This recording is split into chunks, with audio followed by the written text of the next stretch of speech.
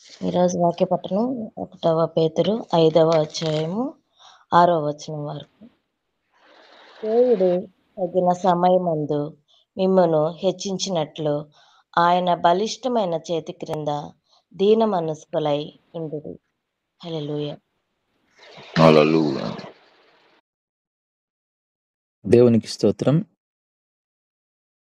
ప్రభునందు ప్రియమైన వాళ్ళారా, మీ అందరికీ మన ప్రభు అయిన యేసుక్రీస్తు నామంలో వందనాలు తెలియజేస్తున్నాను. ఈ ఉదయకాల సమయంలో దేవుని వాక్యాన్ని కొన్ని నిమిషాలు ధ్యానించుకుందాం. ముందుగా ప్రార్థన చేసుకుందాం.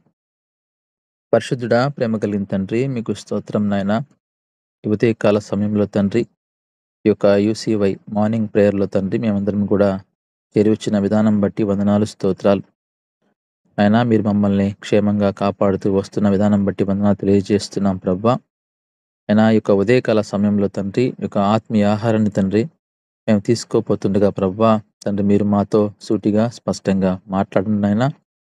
వింటున్నటువంటి వారందరూ కూడా శ్రద్ధ కలిగి వాక్యాన్ని వినేటువంటి భాగ్యాన్ని దయచేయండి. ఆ వాక్యాన్ని కూడా ప్రభా హృదయంలో భద్రపరచుకోవడానికి తగినటువంటి అయినా యొక్క మంచి జ్ఞానము మనసు దయచేయమని తండ్రి వాక్యం అందిస్తున్నాను కూడా ప్రభా మీ సిలువ చాటున మరుగుపరిచి తండ్రి ఒక బూరగా మీరు నన్ను వాడుకోమని విజ్ఞాపన చేస్తూ యేసుక్రీస్తు నామములో అడిగి వేడుకుంటున్నాను తండ్రి, ఆమేన్. ప్రభునందు ప్రియమైన వారలారా, వాక్య భాగాన్ని మనము చదివాము. మొదటి పేతురు పత్రిక 5వ అధ్యాయము 6వ వచనాన్ని మనము చదువుకున్నాం. దేవుడు తగిన సమయమందు మిమ్మును హెచ్చించునట్లు ఆయన బలిష్టమైన చేతి కింద దీన మనస్కులై ఉండుడి అనేటువంటి వాక్య భాగాన్ని మనం చదువుకున్నాం. ప్రతి ఒక్కరిలో కూడా హెచ్చించబడాలి, లేకపోతే మనల్ని మన ఉద్యోగ స్థితి కావచ్చు, మన కుటుంబ స్థితి కావచ్చు, సమాజంలో మన యొక్క స్థితి కావచ్చు, మనం హెచ్చింపబడాలని కోరుకుంటూ ఉంటాం. అది సహజము. అందరి యొక్క ఆలోచన కూడా అదే విధంగా ఉంటుంది. దేవుడు నన్ను మంచిగా దీవిస్తే బాగుండు, నా కుటుంబాన్ని దీవిస్తే బాగుండు, అదేవిధంగా నా యొక్క మంచి ఉద్యోగంతో దేవుడు నన్ను దీవిస్తే బాగుండు అన్నటువంటి ఆలోచన అందరికీ ఉంటుంది. అదేవిధంగా మనము హెచ్చింపబడాలంటే దేవుని వాక్యం సెలవిస్తూ ఉంది, ఆయన బలిష్టమైన చేతి కింద దీన మనస్కులై ఉండుడి అని దేవుని వాక్యం సెలవిస్తూ ఉంది. ప్రభునందు ప్రియమైన వాళ్ళరా, దేవునికి తెలుసు ఏ సమయంలో ఎవరిని హెచ్చించాలి, ఎలా హెచ్చించాలి అనేది దేవునికి బాహాటముగా తెలుసు. ఎందుకంటే ఆయన మన సృష్టికర్త కనుక తగిన సమయంలో మనల్ని ఆయన హెచ్చిస్తాడు. ఒక సమయాన్ని మన కొరకు ఆయన ఏర్పాటు చేస్తాడు. మనం తొందరపడితే అది జరిగేది కాదు. తొందరపడితే మనము హెచ్చింపబడము, తొందరపడితే మనము దీవించబడము, తొందరపడితే మన జీవితంలో మనము ఆశీర్వాదాన్ని పొందం. కానీ మన జీవితంలో మనము హెచ్చింపబడాలి అంటే దేవుని చిత్తమై ఉండాలి అనేది మనం గమనించాలి.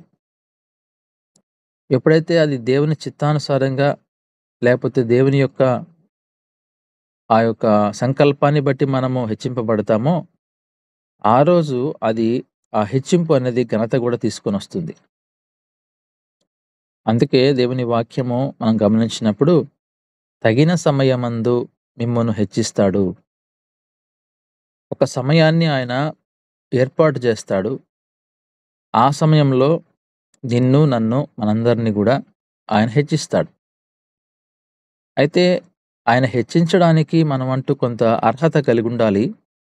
ఆ అర్హత ఏంటి అంటే, మనలో దీన మనస్సు అనేటువంటి ఒక మంచి లక్షణం కలిగి ఉండాలి. దీన మనస్సు కలిగి ఉండకపోతే మనము ఒకవేళ హెచ్చింపబడమేమో అనేటువంటిది మనం అర్థం చేసుకోవాలి. కనుక ప్రభునందు ప్రియమైన వాళ్ళరా, హెచ్చింపబడడం అనేది మన కుటుంబ జీవితంలో, మన వ్యక్తిగత జీవితంలో జరగాలి అంటే ఆయన హస్తాల కింద, ఆయన కౌగిటిలో మనము తగ్గించుకొని దీన మనస్సు కలిగి మనం జీవించే వారిగా ఉండాలి అనేటువంటిది మనము ఈ వాక్యం ద్వారా నేర్చుకోవాలి. అయితే మనం కొన్ని విషయాలు మనం నేర్చుకుందాం. మనం హెచ్చింపబడాలంటే మనము ఎటువంటి లక్షణాలు ఇంకా కలిగి ఉండాలి అని మనం చూసినట్లయితే 37వ కీర్తన 34వ వచనాన్ని మనం గమనించినట్లయితే, యెహోవా కొరకు కనిపెట్టుకుని యుండుము, ఆయన మార్గము అనుసరించుము, భూమిని స్వతంత్రించుకొనున్నట్లు ఆయన నిన్ను హెచ్చించును, భక్తిహీనులు నిర్మూలము కాగా నీవు చూచెదవు. ఇక్కడ మనం చూస్తున్నాము, యెహోవా కొరకు కనిపెట్టుకొని యుండుము. ఇక్కడ మనకు ఒక మంచి స్వభావాన్ని మనం చూస్తున్నాం.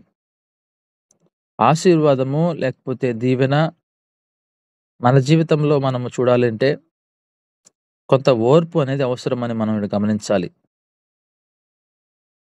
మనము ఆయన కొరకు, ఆయన ఆశీర్వాదం కొరకు మనం కనిపెట్టుకొని ఉండాలి. ఆయన ఏ సమయంలో మనల్ని హెచ్చిస్తాడో ఆ సమయం కొరకు మనము వేచి చూడాలి. తొందరపాటు అనేది మనలో లేకుండా మన జీవితంలో మనం ముందుకు కొనసాగుతున్నప్పుడు ఆ యొక్క ఓర్పు అనేది మనలో ఉన్నప్పుడు దేవుడు ఆ సమయంలో మనల్ని హెచ్చిస్తాడు. మనము దేవుని కొరకు మనం కనిపెట్టుకొని ఉండడమే మాత్రమే కాకుండా ఆయన మార్గాన్ని అనుసరించుము అనేటువంటిది మనం చూస్తున్నాం. దేవుని యొక్క మార్గము మనం అనుసరించాలి. ఆయన మనకు ఒక మార్గాన్ని చూపించాడు. యేసుక్రీస్తు వారు ఈ లోకానికి వచ్చినప్పుడు, ఆయన ఈ లోకంలో శిశువుగా జన్మించినప్పటి నుంచి కూడా ఆయన తిరిగి సిలువలో మరణ పాపాల నిమిత్తము మరణించేంత వరకు కూడా ఆయన ఒక మార్గాన్ని మనకు చూపించాడు. ఆ మార్గాన్ని మనము గమనించాలి. ఆయన వెళ్ళిన మార్గాన్ని మనము ఆ మార్గంలో నుంచి మనం చాలా నేర్చుకోవాలి. ఆయన ఎలా బోధించాడు, ఆ బోధలో సారాంశం ఏంటి, ఆ ఉపమానాలేంటి అవి మనం నేర్చుకోవాలి. అవన్నీ మనం విని వాటిని నేర్చుకున్న తర్వాత వాటిని అనుసరించాలి అని దేవుని వాక్యం సెలవిస్తా ఉంది. ఎప్పుడైతే మనము దేవుని యొక్క హెచ్చింపు కొరకు మనం కనిపెట్టుకొని ఉంటామో, ఓర్పు కలిగి ఉంటామో, అదే సమయంలో ఆయన మార్గాన్ని మనము అనుసరిస్తూ ముందుకు వెళ్తూ ఉంటామో, నీవు ఈ యొక్క లోకంలో హెచ్చింపబడతావు, దీవించబడతావు, ఆశీర్వాదాన్ని చూస్తావు. కనుక మనలో ఓర్పు అనేటువంటి స్వభావం మనలో ఉండాలి. తొందరపాటు అనేది మనలో ఉండకూడదు అనేది మనం గమనించాలి. మరొక వాక్య భాగాన్ని కూడా గమనిద్దాం. యాకోబు పత్రిక 4వ అధ్యాయము 10వ వచనంలో, ప్రభువు దృష్టికి మిమ్మును మీరు తగ్గించుకొనుడి, అప్పుడాయన మిమ్మును హెచ్చించును. రెండవదిగా మనం చూస్తే తగ్గించుకొని మనము మన జీవితంలో బ్రతకాలి. తగ్గించుకోవడం అనేది చాలా ప్రాముఖ్యమైనది. ఈ రోజున మనకున్నటువంటి ఆస్తిని బట్టి కావచ్చు, ఉద్యోగాన్ని బట్టి కావచ్చు, ఘనతను బట్టి కావచ్చు, ఒకవేళ తగ్గించుకోలేకపోతున్నామేమో, దేవుని వాక్యము మనకేమని సెలవిస్తా ఉందంటే, మనం తగ్గించుకునే స్వభావం కలిగి ఉండాలి. హెచ్చింపు మనం కోరుకుంటున్నాం గాని, అదే సమయంలో మనం తగ్గించుకునే వారంగా ఉండాలి అని దేవుని వాక్యం స్పష్టంగా సెలవిస్తా ఉంది. ప్రభు దృష్టిలో మనము తగ్గించుకొని జీవించాలి. ఎందుకంటే ఆయన మనల్ని గమనిస్తున్నాడు గనుక, ఆయనకు మన అంతరంగం తెలుసు గనుక, నీ అంతరంగంలో నీ స్వభావం ఏంటో ఆయన గమనిస్తున్నాడు గనుక, ఆయన దృష్టికి నీవు తగ్గించుకొని జీవిస్తున్నాడు అనేటువంటి ఆలోచన రావాలి. ఎప్పుడైతే ఆయన దృష్టిలో ఆయన ఆలోచనలో నీ లక్షణము తగ్గించుకునే స్వభావం పడుతుందో అప్పుడు నిన్ను దేవుడు హెచ్చిస్తాడు. నువ్వు మనుషుల ముందు నిలబడినప్పుడు తగ్గించుకునే విధంగా నువ్వు మాట్లాడడం అనేది కూడా అది దేవునికి తెలుసు నువ్వు చేస్తుంది వేషధారణ అని. కొందరు అధికారుల ముందు చేతులు కట్టుకొని తగ్గించుకున్నట్టుగా, లేదంటే పెద్దవారి ముందు చిన్నవారు ఏదో గౌరవించినట్లుగా కొంత మంచి పేరు తెచ్చుకోవాలని ప్రయత్నం చేసి వారు వెళ్ళిపోయిన తర్వాత యథావిధి జీవితాన్ని కొనసాగిస్తూ ఉంటారు. అలాంటి జీవితాన్ని దేవుడు కోరుకోవడం లేదు గానీ, యథార్థంగా మనల్ని మనం తగ్గించుకొని బ్రతకాలి. డబ్బనేది ఈరోజు మన దగ్గర ఉండొచ్చు గానీ, ఒక రోజున ఆ డబ్బనేది మన దగ్గర లేకుండా వెళ్ళిపోయే రోజులు గూడా రావచ్చు. ఉద్యోగం ఈరోజు ఒక మంచి ఉద్యోగం చేస్తుండొచ్చేమో గానీ, ఆ ఉద్యోగానికి ఒకవేళ ఒకరోజు ఆ ఉద్యోగం లేకుండా పోవచ్చు. కనుక ఏది గూడా శాశ్వతం కాదు మన జీవితంలో. మన లక్షణాలే, మనలో ఉన్నటువంటి మంచి లక్షణాలే శాశ్వతంగా నిలిచిపోతాయి. అందుకే వాక్యం అంటుంది, తనను తాను తగ్గించుకున్నవాడు హెచ్చింపబడును. అయితే ఎలా తగ్గించుకోవాలి? దేవుని దృష్టిలో తగ్గించుకోవాలి. దాని అర్థమేందంటే మనుషుల దృష్టిలో తగ్గించుకోవడం కాదు. ఎందుకంటే మనము మనుషుల మెప్పు కొరకు మనం ఎన్నో చేస్తాం. వాళ్ళ మెప్పు పొందడం కోసంగా మనము తగ్గించుకున్నట్టుగా వారి ముందు నటిస్తాం. అది కాదు దేవునికి కావాల్సింది. దేవుని దృష్టికి మనము తగ్గించుకునేటువంటి వాడిగా ఉన్నప్పుడు ఆయన నిన్ను తగిన సమయంలో నిన్ను హెచ్చిస్తాడు. కనుక ప్రభునందు ప్రియమైన వారలారా, తగ్గింపు అనేటువంటి స్వభావం చాలా గొప్పది. మరొక వాక్య భాగాన్ని మనం గమనిద్దాం. హెబ్రీ పత్రిక 1వ అధ్యాయము 9వ వచనాన్ని గమనించినప్పుడు, నీవు నీతిని ప్రేమించితివి, దుర్నీతిని ద్వేషించితివి, అందుచేత దేవుడు నీ తోడి వారి కంటే నిన్ను హెచ్చించున్నట్లుగా ఆనంద తైలముతో అభిషేకించెను. మనము హెచ్చింపబడాలంటే మరొక లక్షణాన్ని మనం గమనించినట్లయితే నీతిని ప్రేమించేవారుగా ఉండాలి. మన జీవితంలో మనం కొనసాగుతున్నప్పుడు ఉద్యోగంలో ప్రాముఖ్యంగా నీతిగా బ్రతకాలి. నీతిని మనము ప్రేమించేవారంగా ఉండాలి. మనము నీతిమంతులతో సహవాసం చేయాలి. మన ప్రవర్తన నీతిగా ఉన్నప్పుడు అదే సమయంలో దుర్నీతిని మనము ద్వేషించేవారంగా ఉండాలి. ఎవరైనా ఒకవేళ దుర్నీతిగా ఉన్నప్పుడు, ఒకవేళ వాళ్ళ యొక్క ప్రవర్తన మరి దుర్నీతికరంగా ఉన్నప్పుడు మనం వాళ్ళని ద్వేషించడం అనగా మనం వారికి తెలియజేయడం, లేకపోతే వారి తప్పుని వారికి తెలియజేయడం, ఒకవేళ మార్పు చెందకపోతే వారిని మనము దూరంగా ఉండడమే మంచిది అని మనం తెలుసుకోవాలి. ఎప్పుడైతే మనము నీతిగా బ్రతుకుతామో, నీతిని ప్రేమిస్తామో, దేవుడు నీకు తోడుగా ఉంటాడు. అదే సమయంలో ఎవరైతే నీతో దుర్నీతిమంతులు ఉంటారో వారికంటే కూడా దేవుడు నిన్ను హెచ్చిస్తాడు. అదే సమయంలో హెచ్చించడం మాత్రమే కాకుండా ఆయన నిన్ను ఆనంద తైలముతో అభిషేకిస్తాడు.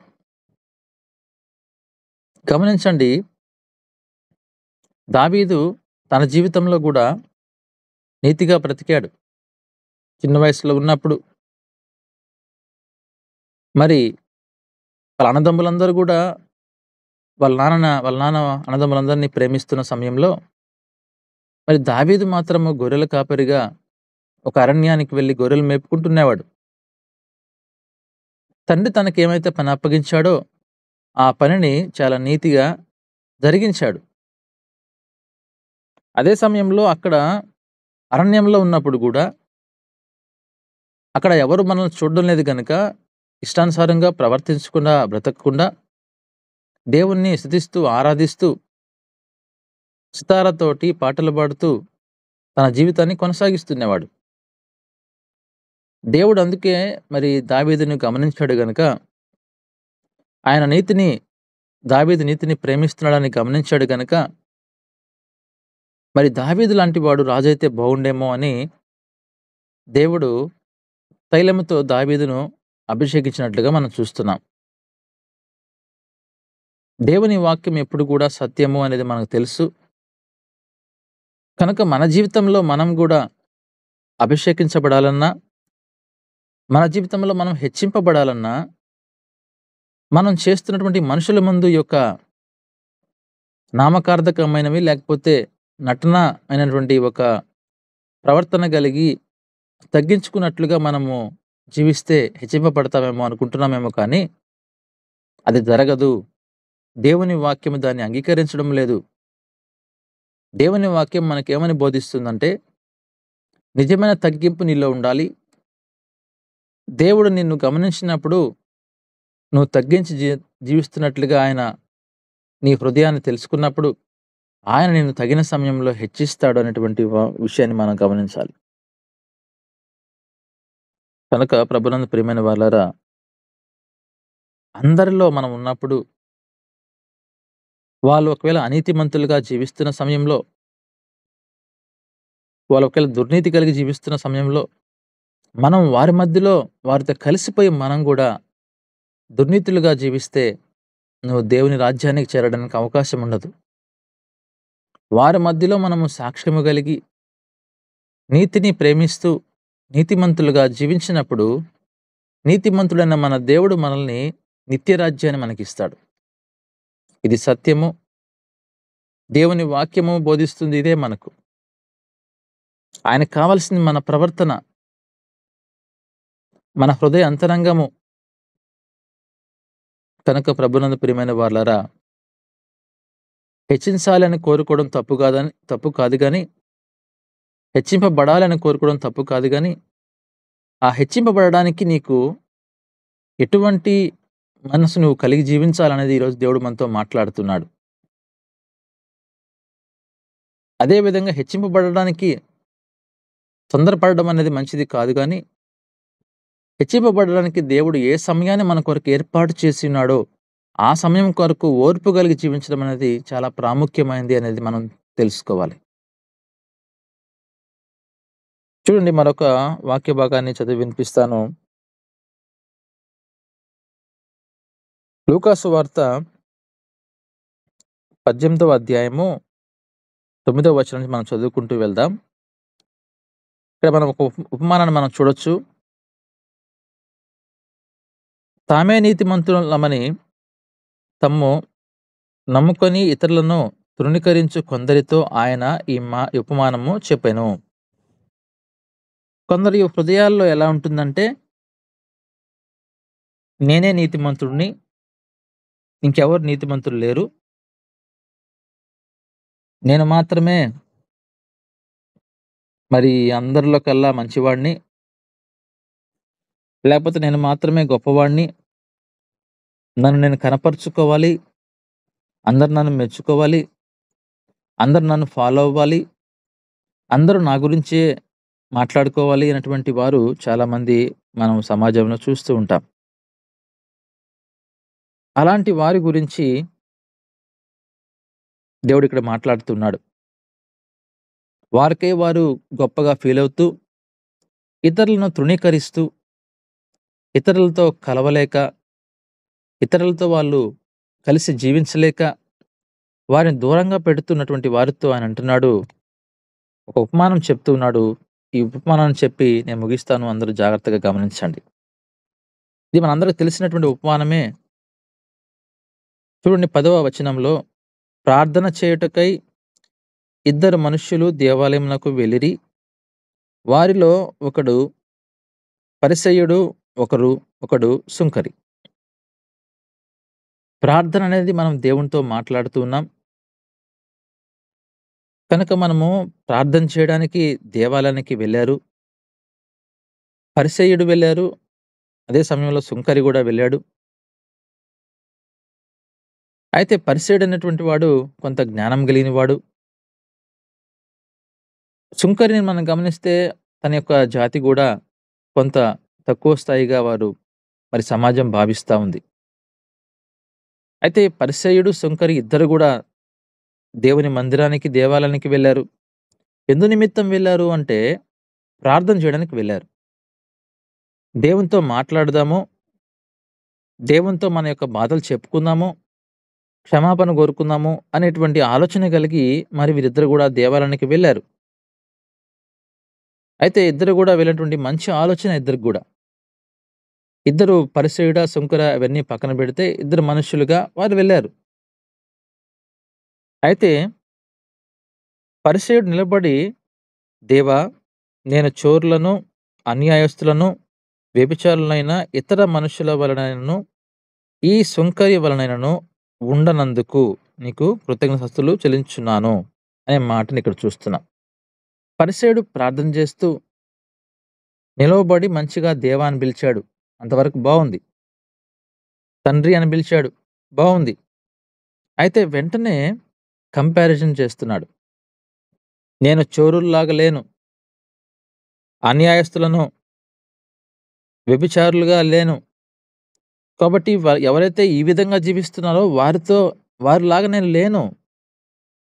ఆ మనుషుల్లాగా నేను లేను అని వారితో పోలుస్తా ఉన్నాడు.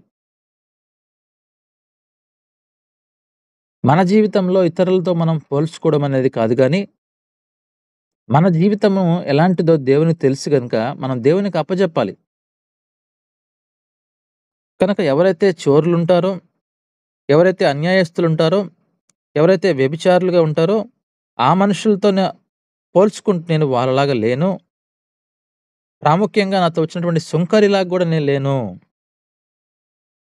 అలా లేను గాబట్టి నీకు నేను వందనాలు తెలియజేస్తున్నాను అని చెప్తూ ఉన్నాడు.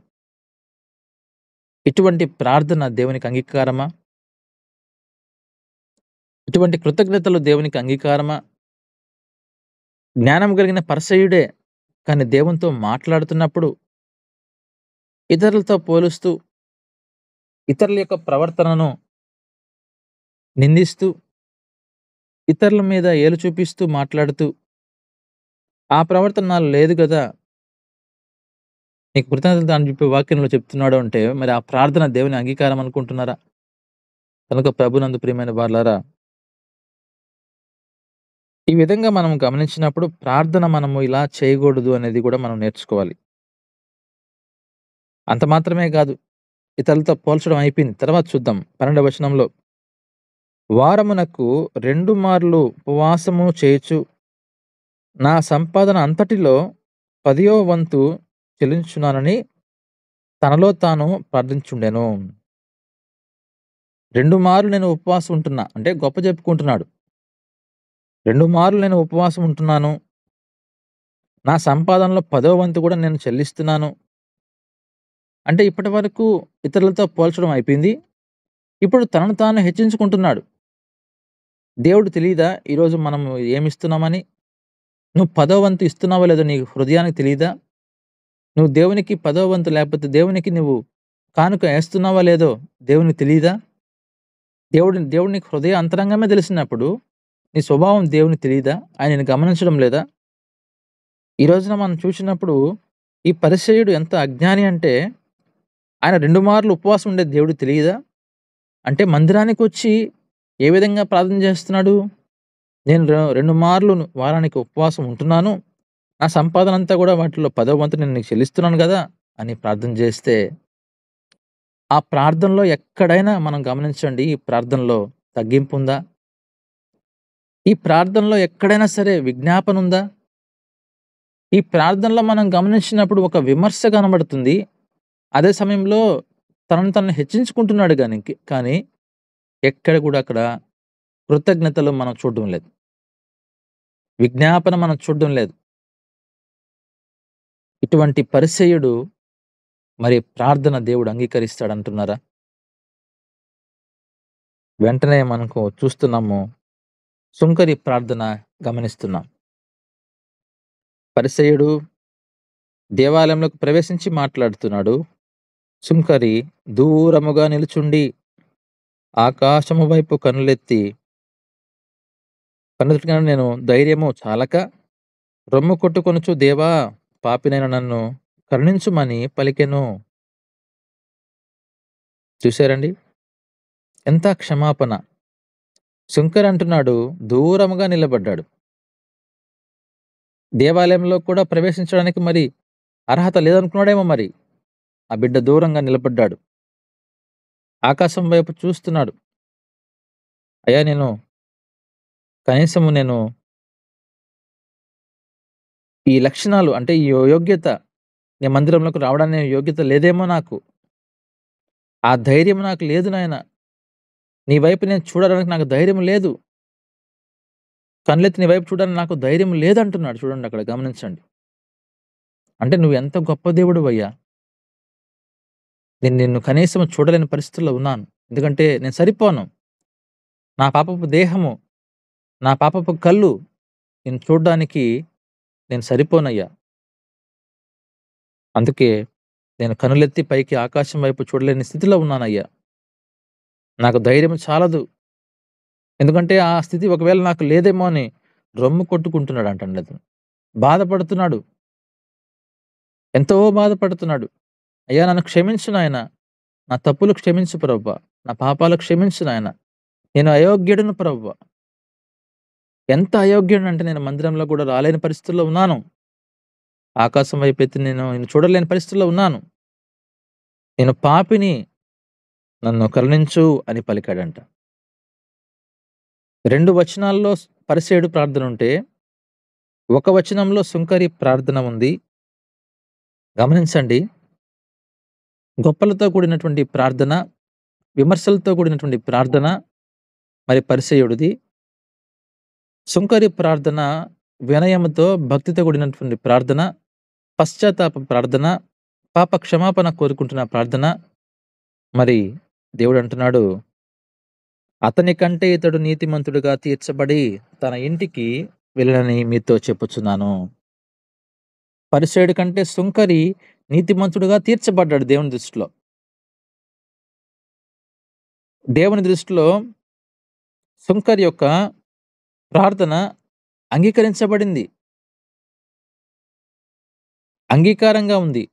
ఆయన తగ్గింపు స్వభావం గావచ్చు, ఆయన ప్రార్థన చేసేటువంటి విధానం గావచ్చు, అదేవిధంగా ఆయన పాప క్షమాపణ కోరుకోవడం కావచ్చు, ఆయన తప్పులు ఆయన దేవునితో చెప్పుకోవడం గావచ్చు, దేవునికి నచ్చింది గనుక ఆయన వెంటనే మరి సుంకరిని నీతిమంతుడుగా దేవుడు తీర్చాడు. అదే పరిసయ్యుడిని దేవుడు నీతిమంతుడుగా తీర్చలేదు. పరిసయ్యుడు ఎంతగానో గొప్పగా ప్రార్థన చేశాడు. నాకు అలాంటి లక్షణాలు లేవు అని ఇతరులను విమర్శిస్తూ, నేను నీకు అది ఇస్తున్నాను, నేను నీకు ఇది ఇస్తున్నాను, నీకు 10వ వంతు ఇస్తున్నాను, 2 మార్లు ఉంటున్నాను. ఎవరి కోసం నువ్వు ఉంటున్నావు? ఉపవాసం ఎవరి కోసం నువ్వు ఉంటున్నావు? నీ స్వార్థం కోసం నువ్వు ఉపవాసం ఉంటున్నావు. నువ్వు దేవుని కొరకు ఉండడం లేదు. ప్రతి వారంలో 1 రోజు 2 రోజుల్లో క్రమముగా ఉంటే అది ఒక దేవుని కొరకు క్రమముగా ఉన్నట్లు లెక్క.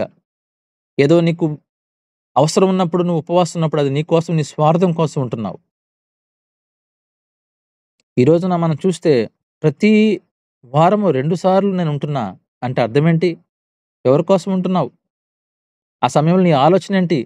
అసలు నువ్వు నిజంగా ఉపవాసం అనేది నువ్వు పరిశుద్ధంగా ఆచరిస్తున్నట్లే దాన్ని నువ్వు బహిరంగంగా చెప్పవు గదా!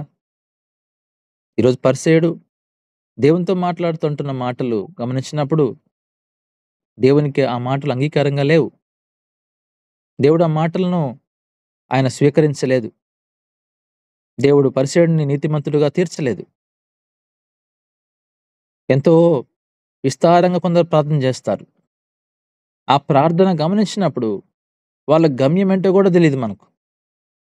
వారు దేని గురించి చేస్తున్నారో గూడా తెలీదు మనకు. ఇక్కడ అదే మనం గమనిస్తున్నాం. 2 వచనాల్లో మరి పరిసయ్యుడి ప్రార్థనుంటే, ఆ 2 వచనాల్లో ఒక వచనంలో విమర్శ, మరొక వచనంలో అతని గురించి గొప్పతనం.